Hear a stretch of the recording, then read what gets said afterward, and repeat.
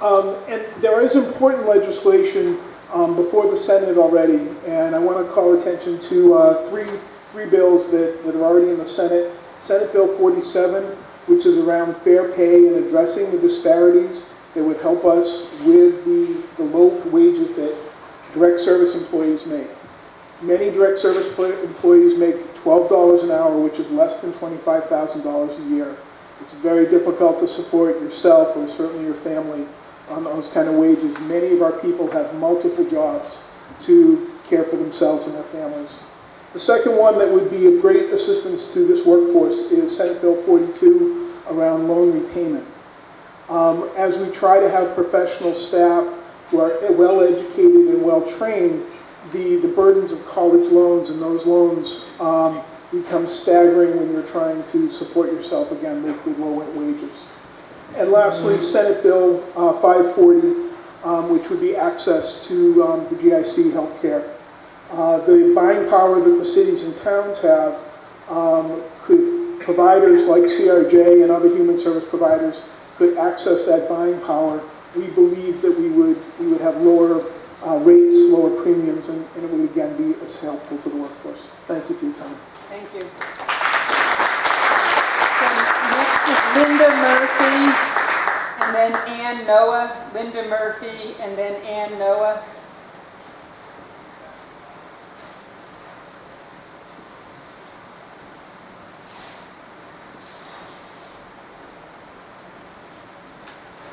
Hi, my name is Linda Murphy. I'm from Scituate. I'm with the Mass Coalition to End Puppy Mills. We have members all over the state. I'm here to ask for your support for S470, an act banning cats and dogs in commercial pet shops. According to the American Pet Products Association, sales of all live pets are down for the third year in a row to just 2.1% of all industry sales, while the industry sees year after year of record growth, $6 billion of growth in 2016. 7 states currently require pet stores to source puppies from breeders by checking USDA inspection reports. According to the Humane Society of the United States, a requirement that could now be impossible to meet. The U.S. Department of Agriculture on February 3rd abruptly removed inspection reports and other information from its website. Laws seeking to limit the breeders that pet stores can use by checking the USDA inspections to determine if a breeder is humane enough to do business with are a bad idea. That's because the commercial breeding is inhumane and impossible to regulate, and even if there are no violations of the USDA minimum requirements, production animals, the mother and father dogs of pet store puppies, are caged for life and always completely disposable. These laws allow pet stores to tell concerned consumers that legislators have looked at the issue and that they're not allowed to use breeders with any problems.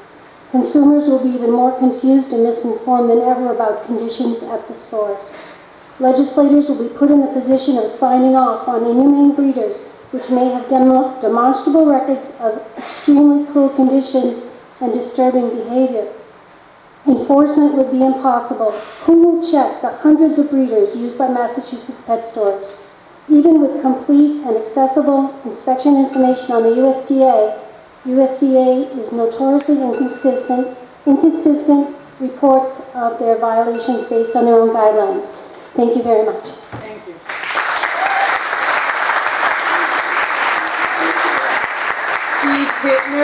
Steve Hittner. Hi, I'm Ann Noah, and I'm from Norwood, Mass. And I'm kind of going on her tail, I guess, about puppy mills.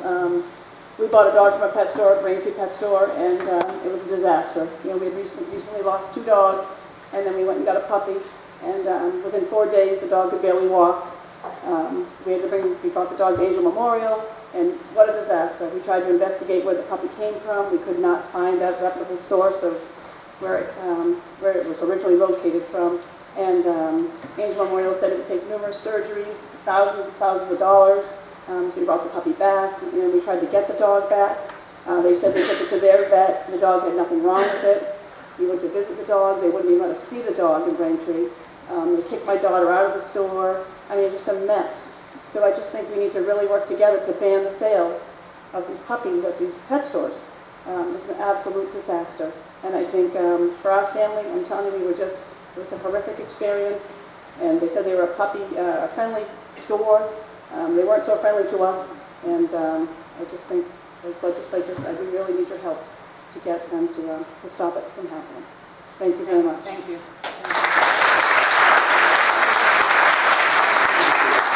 Richard Robinson is up on deck. Richard Robinson. It's nice to see some of you again. I'm Steve Hittner. I'm representing the Alimony Reform Task Force and the Mass Alimony Reform, where we wrote a law in 2009. That was passed in 2011. Unanimous. Everyone here who's a senator at the time voted yes for it. And then somehow there was a misinterpretation of two of the parts of the law, which actually sets up two separate classes of citizens. The part that there's a misunderstanding of is that some people think that alimony automatically ends when someone reaches retirement age, or alimony automatically ends when someone's cohabitating. It doesn't end. The law that we put in strictly allows someone to file for modification. It shifts the burden of proof from the payer to the receiver. And I will tell you that one of the reasons why we were able to get this law passed originally, unanimous in the House and the Senate, because it was very fair, and we had concerns about outlying receivers not losing their alimony. When we met again, the task force to fix the misunderstanding that the SEC had, we actually lowered the level that someone needs to have to continue getting their alimony. I would hope that you folks will support H740 when it comes across your desk again. I know for a fact a lot of judges would like to see it passed. Every attorney I know wants to see it passed to bring the law back to the original intent of the Alimony Reform Act that it was. Everyone deserves the right to retire, but nobody should have a rug pulled out from under them. And this allows people to negotiate for finality for the payer and security for the receiver. Thank you very much. Thank you. Peter Kirby. Peter Kirby. Is up next? Good evening. My name is Richard Robinson. I'm from Sherburne. I am the director of Let'sSaveOurDemocracy.org. First, thank you for coming out this evening. It's an extraordinary opportunity for citizens to speak to our legislators directly, and I really appreciate it. I'm here to urge the speedy passage of S-365, Senator Barrett's bill that would require presidential candidates to release their tax returns to appear on the ballot in the state.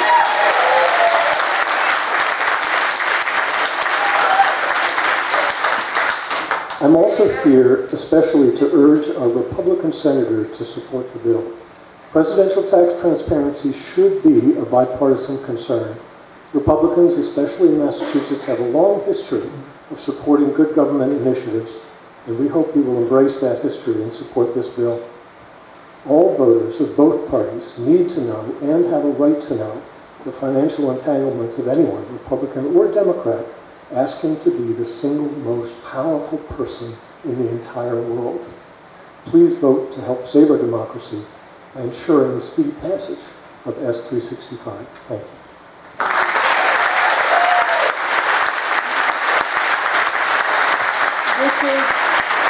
Richard DeSimone.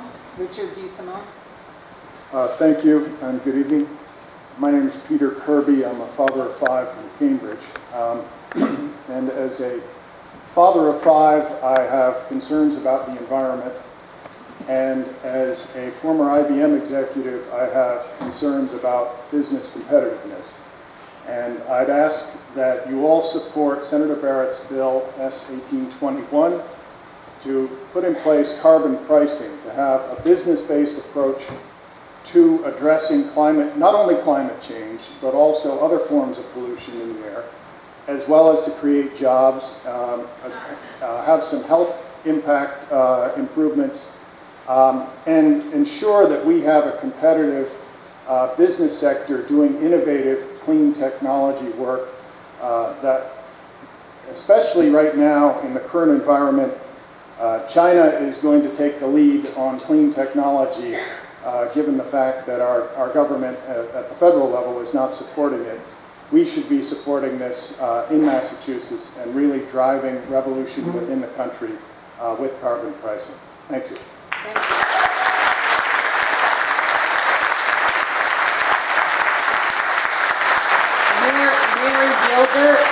Mary Gilbert. My name is Richard D. Simone. I live at Apple Tree Hill in Hopkinton. And first of all, I'd like to thank you for the opportunity of speaking with you this evening. I'd like to talk to you about the proposed Eversource West Hopkinton Gas Gate Station project at 42 Elm Street in Hopkinton. The project involves tapping into the existing main feeder lines of Kinder Morgan to feed their gas distribution system. This parcel is zoned residential and not appropriate for this industrial project. A better location would be on Parkwood Drive in Elmwood Park. I met with Eversource at an open house in February, and also we had a meeting with the unit owners with Eversource in March. There are safety concerns for Apple Tree Hill and the Elmwood School. The inadvertent release of mercaptan, that's the odorizer that's added to gas. I worked next to an existing gas gate station in Cambridge for a year. We had 3 releases of mercaptan. The first 2, we thought there was a major gas leak and we evacuated the area. The third one we disregarded. What would happen to the Elmwood School if this happens? When this was brought to Eversource, they kind of shrugged their shoulders. That's extremely disappointing. Also noise. These facilities are pretty noisy, and this is right abutting our property. Also security, in terms of physical and cyber attacks. We asked, how are you going to secure the place? The response was, with a padlock. Eversource plans on going to the Mass DPU, and it seems like it's just a formality. Why do we have zoning? This is not right. This industrial project in a residential area, I was reluctant to come here. It seems a decision has already been made. Please prove me wrong. Thank you.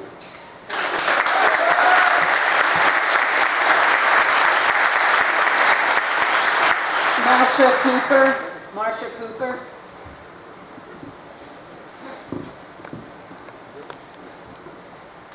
My name is Mary Gilbert. I live in Arlington, and I had come here to speak about Senate 1821. I was unable to, because I was unable to reach out to people around the state a year ago, I spent months and months and months trying to set up a Quaker network to respond to state-level legislation. And we have 64 names on that list so that we can be present throughout the state. And the purpose of the whole thing, when it got started, we're going to expand, but right now we formed this to support 1821. However, since there's already been a lot of good talk about 1821, I'm going to switch tactics and bring up the question of forests. A friend of mine in the western part of the state is very involved with a group that is upset about the Mohawk Trail Partnership, which will involve something like 18 towns. And apparently, earlier on, it was acknowledged that the purpose of this was to set up wood pellet manufactory for export to Europe, basically to England. Right now, the forests in North Carolina are being absolutely decimated. Somehow, it was decided that because trees grow, forestry, harvesting of trees can be considered agriculture, and you can just plant more trees. I would like to say that a forest, in fact, is a very complex entity involving the visible and the tiny, tiny, too small to be visible. It's like a creature. It's not something where you can just cut down trees and put in new trees. A lot of us have been disturbed about the Amazon rainforest because of the amount of oxygen it provides. The Mohawk Trail Partnership effort, they've taken out the wording about the pellet factory, but the pellet people are right there waiting, and there's nothing to stop them. There have been no impact statements about how much carbon sink will be lost from this harvesting of trees, or any of the other things. I said I was switching midstream, and so I am not prepared with the information that I should have. But I do just want to call that to your attention. It's going ahead without the kinds of protections that it claims to have. It doesn't have them. Thank you. Thank you. Mike Yuga.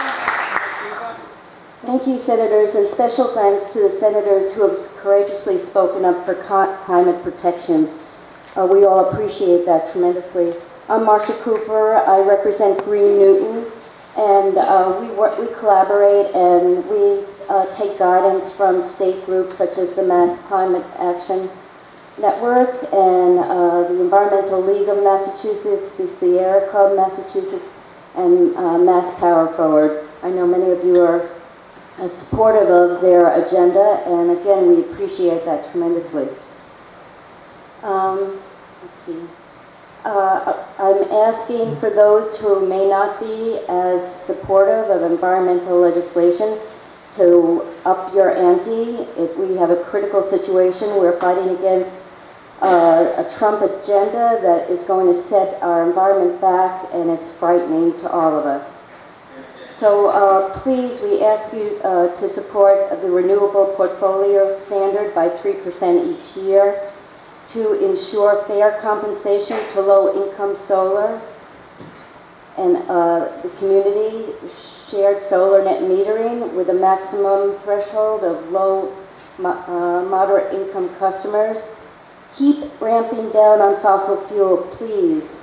For anyone who thinks that going along with the fossil fuel industry is beneficial for the economy, it's not. We need clean energy jobs urgently. We want environmental justice. People who may not speak up for themselves are getting screwed. I'm looking for a better word. By environmental degradation. I can see some of you shaking your head. You really understand this.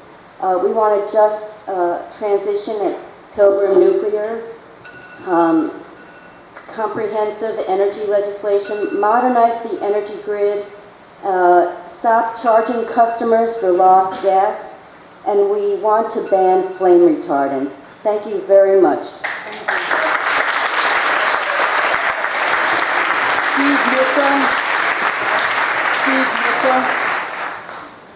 Hi, I want to start by saying how proud I am to be in Massachusetts and how proud I am of our legislature, which is really protecting us from what's going on in the other 49 states right now, and I hope everybody appreciates what we do. My name is Michael Hugo. I'm an environmental attorney, and I have chaired the Framingham Board of Health for the last 8 years. I'm still on that board. I've been on it for about 15 years. I'm here to talk to you right now about an environmental issue that's affecting Framingham, Sherburne, and Natick. And I'm here basically to put something on your radar screen because it's a developing issue that's started a couple of weeks ago to heat up. And So what we did was the Board of Health in Framingham convened a site assignment hearing against a company called General Chemical, which was a transfer station that spilled all sorts of volatile substances into the ground in Framingham, right next door to the Woodrow Wilson School, and about maybe 800 or 900 yards from the Sherburne border. That went on for decades and decades, and about 10 years ago, the Board of Health said enough is enough, and we brought them in for hearings. We had 11 hearings, over 1,500 pages of testimony. It went on for almost a whole year. It was one hearing a month. Some of you actually were there, and I appreciate the fact that you came to see what we were doing. We heard from experts on cleanup technology, remediation, and 8 months into the hearing, General Chemical came in and said, "No mas, we quit, we're leaving Framingham. We can't do business with a Board of Health like you," which I think we're very proud of that fact. Unfortunately, the DEP was not as aggressive as we had asked them to be, and got them to put up what amounted to a $1.8 million bond in case the company went defunct. Several months after they put up the bond, they went defunct. They continued, though, to honor their cleanup obligations for a while, up until about 3 weeks ago, and I'll wrap up real quickly. About 3 weeks ago, they announced, "We're leaving, it's up to Framingham, it's up to the Commonwealth of Massachusetts to do our cleanup job for us." It's now on everybody's radar, and I've accomplished what I needed to do by putting it here. Thank you very much.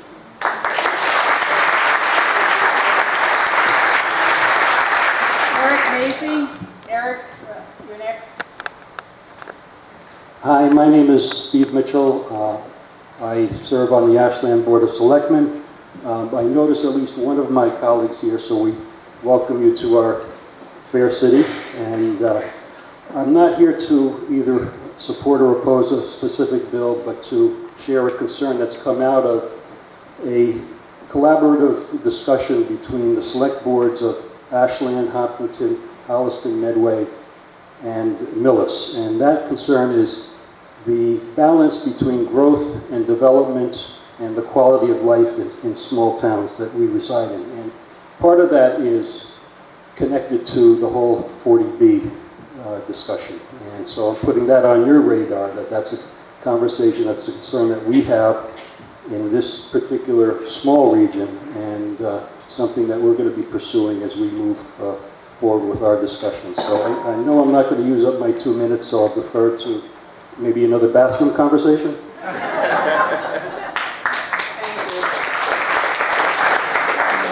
Renew Boswick. Hello, I'm Eric Massey, CEO of Wayside Youth and Family Support Network, a behavioral health and social service agency serving at-risk children, young adults, and families. Our main offices are in Metro West.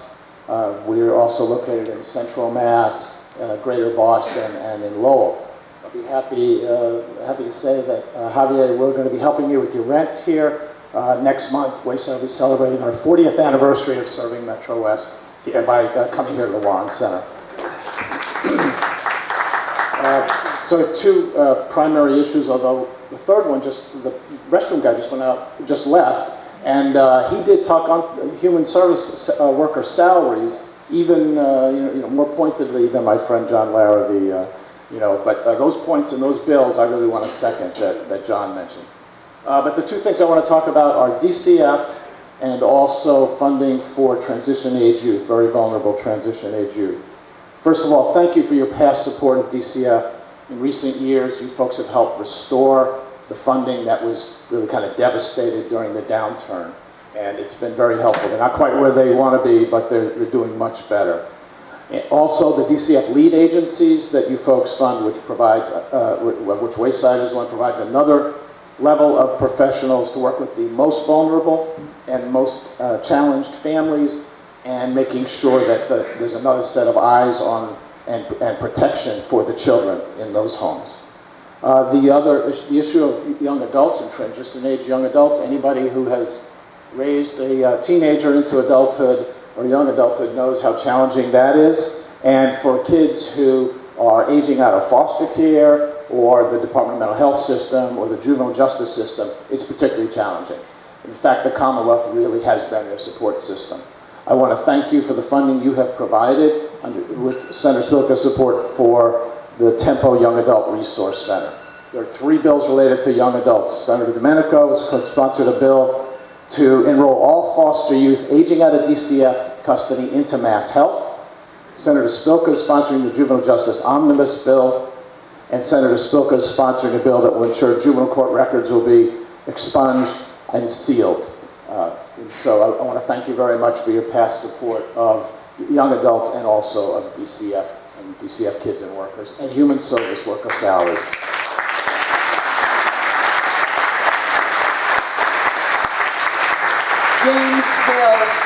James Hill. Hi, my name is Raven Bostwick. I'm from Bedford, Massachusetts, and I'm an active member of should I start again? My name is Renu Bostwick. I'm from Bedford, and I'm an active member of Mothers Out Front. I'm a mother of 2 teenage daughters. I'm very concerned about climate change and the future that we are leaving for our children. I thank Senator Barrett for introducing the climate change carbon pricing bill for the 2nd time, and I really hope we get it going this time. I was happy to see that there are many environmentally minded bills this time, more than last time, but carbon pricing is probably the most important of those because it will have the most effect in reducing carbon emissions. It's really an injustice to our children if we don't take action, if we don't do everything in our power to reduce our emissions and to become less dependent on fossil fuels.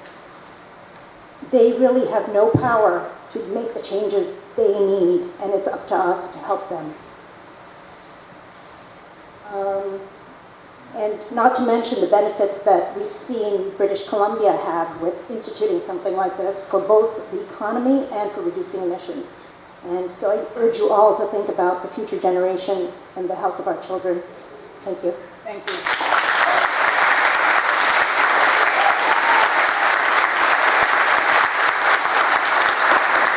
Joe Basson.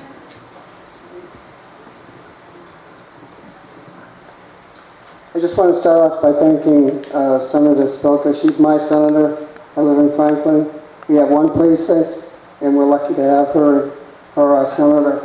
Not to say that the other person isn't a fine person in there, but we do.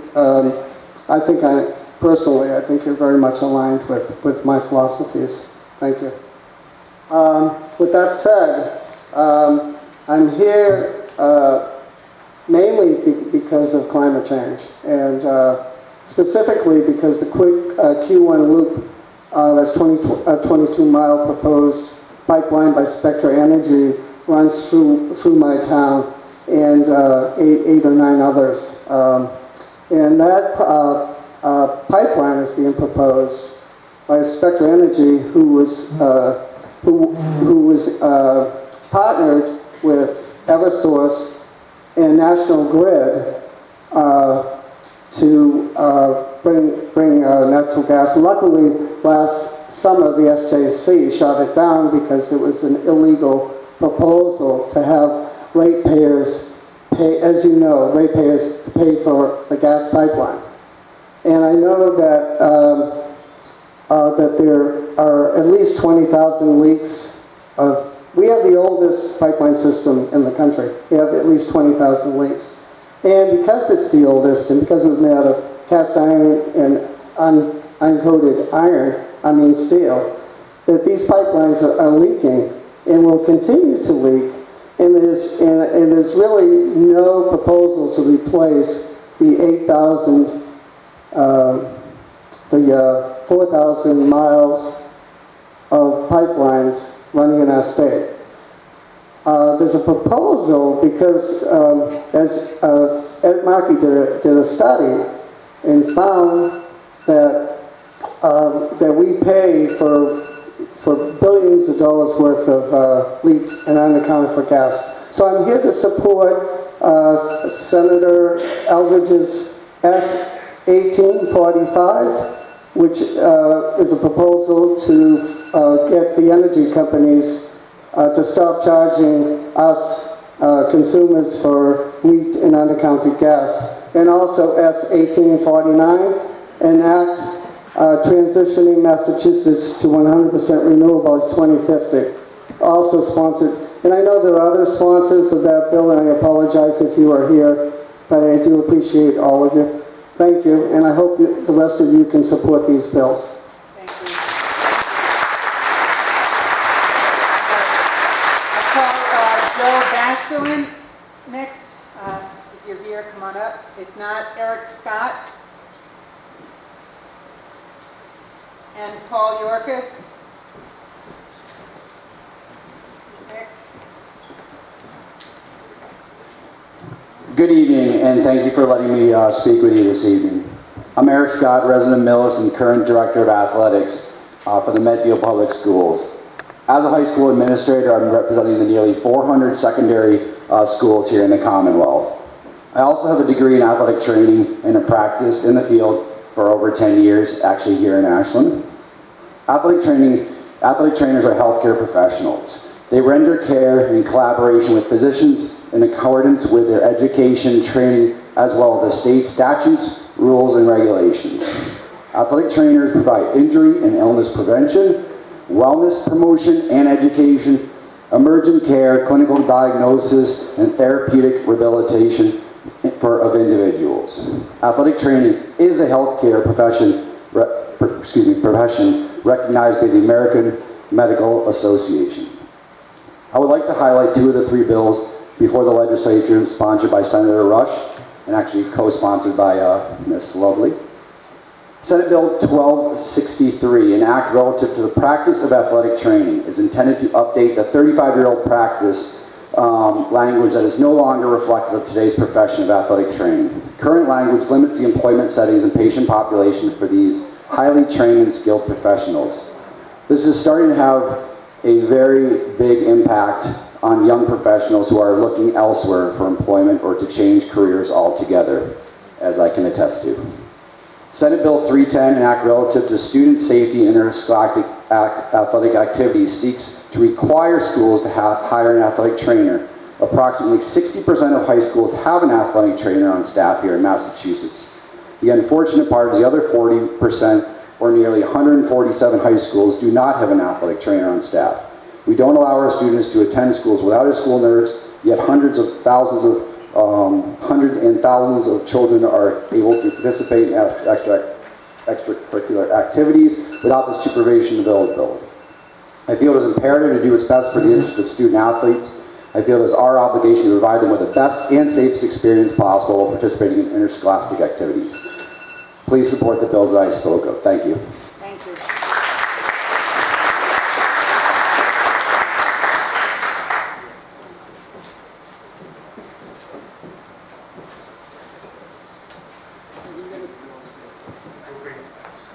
Brief?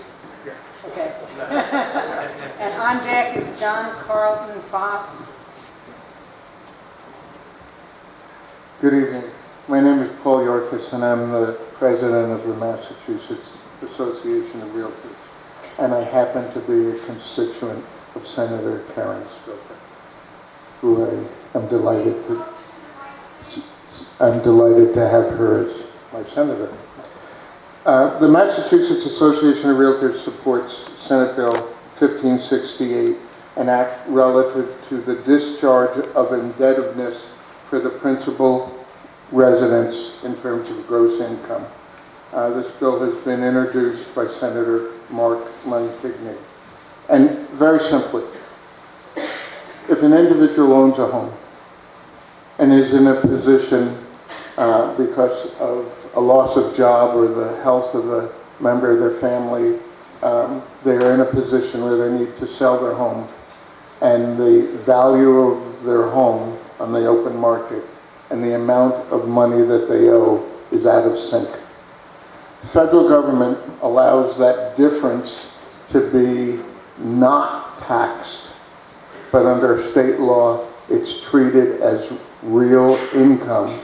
And so a person who is down and out is being asked to pay income tax on money that they didn't receive and don't have to pay. And so we will be testifying on this in the future, but I wanted to share that with you. And a separate note, I would like to express on behalf of all of the realtors, 24,000, our sincere sorrow to you individually and as members of the Senate on the death of your colleague. So thank you very much for allowing us to be.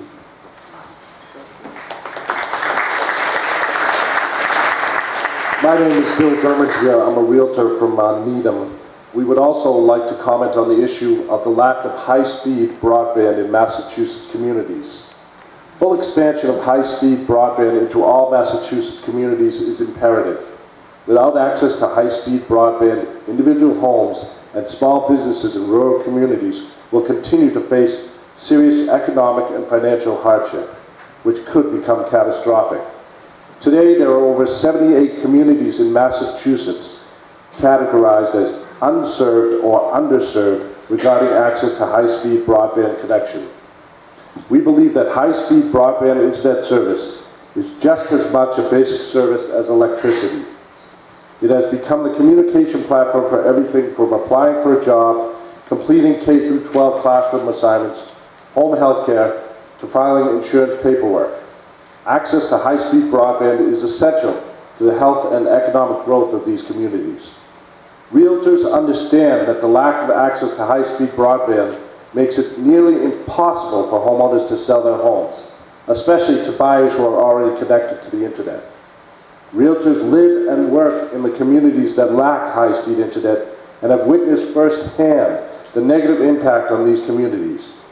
Realtors know that broadband has become a homebuyer's must-have, so much so that realtors have reported that buyers have instructed them not to show them a home without broadband access.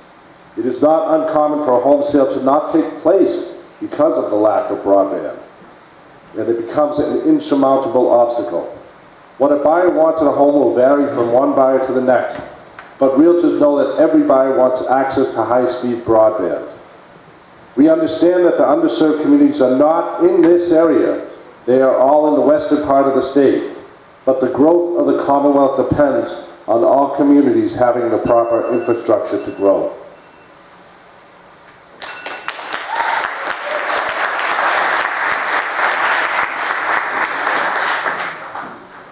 Good evening. My name is Linda Laney. I'm also with the Massachusetts Association of Realtors, and I live out west in North Brookfield. I'd like to ask for your support in an act improving housing opportunities and the Massachusetts economy, quite simply, the home bill. Due to the short supply of housing in Massachusetts, potential homeowners continue to face increasing housing costs, especially for new construction. One of the many issues driving the reduced housing stock is the presence of barriers to production, many of which are found in our current zoning laws, which many times vary from town to town. The Massachusetts Association of Realtors, in conjunction with the Greater Boston Real Estate Board, support S-94, filed by Senator Rodrigues, thank you, which addresses some of these barriers. Several of the provisions allow for multifamily housing construction by right, accessory dwelling units by right, and this particular item addresses taking care of populations both in front and behind us. Our seniors, our parents, and our children who are struggling with paying off student loans coming home. Easing the production requirements of cluster development, which again speaks to open green space for public use. Simplifying the dimensional variance burden and approving special permits by a majority vote. Zoning is too often used to prevent the production of new housing in Massachusetts. It varies from town to town, which makes it confusing, which makes the process that much longer, which also impacts the cost of construction as carrying costs, taxes, and insurances also escalate.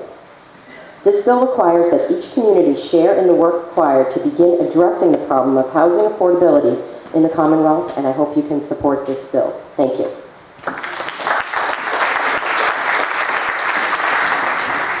Thank you for having me here. My name is Tom Trong. I'm also part of the Massachusetts Association of Realtors, representing over 24,000 of us here in the Commonwealth. I live in town of Southborough. Today, I'd like to speak with you about the affordability of housing in Massachusetts, specifically about two bills. The first one is the first-time home buyer savings account program. Homeownership levels are down. Rising costs of housing are crippling student loans, are impacting younger generations in their housing choices. Savings for down payment for closing costs is a very challenging thing for most Americans today. And programs like a home buyer savings account use a small state tax incentive to encourage future home buyers to save for the purchase of a home. The Massachusetts Association of Realtors supports legislation to incentivize home buyers to save for their first home. Bills S 1507, filed by Senator Sear, and Bills S 751, filed by Senator Tarr, supports this act. The benefits of homeownership to individuals and to communities are well documented. The programs would allow future home buyers to deposit $5,000 per year into a contribution account that is that acts as a deduction on their income tax. Aside from the great pride of home ownership, Americans can now achieve greater home ownership. And there is a tremendous amount of economic activity that follows from the purchase. Following research by the National Association of Realtors, when a home is bought, consumers then go out and spend more money to induce the the economy. They spend an average of about $4,600 here in Massachusetts, and on items like furniture, appliances, and other stuff.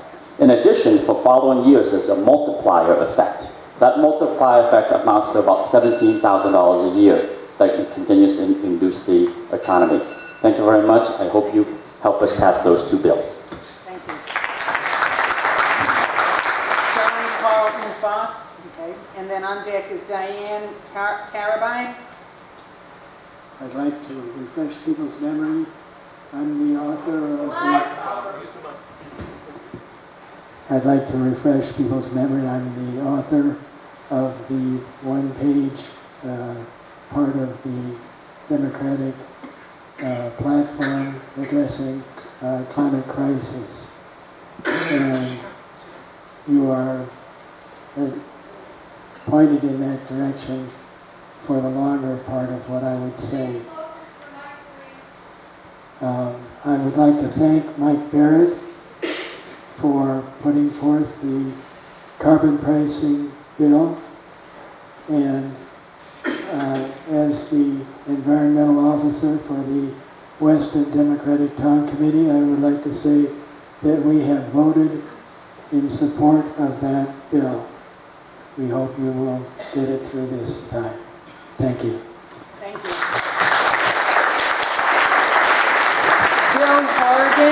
Bill Hargan.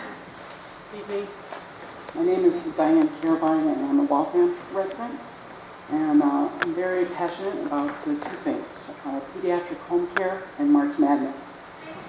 My brackets went up in... Speak closer to the microphone. My brackets went up in smoke on the Elite Eight, so I hope I have better instincts in picking a winner when I ask you senators to be the champion of our continuous skilled nursing program.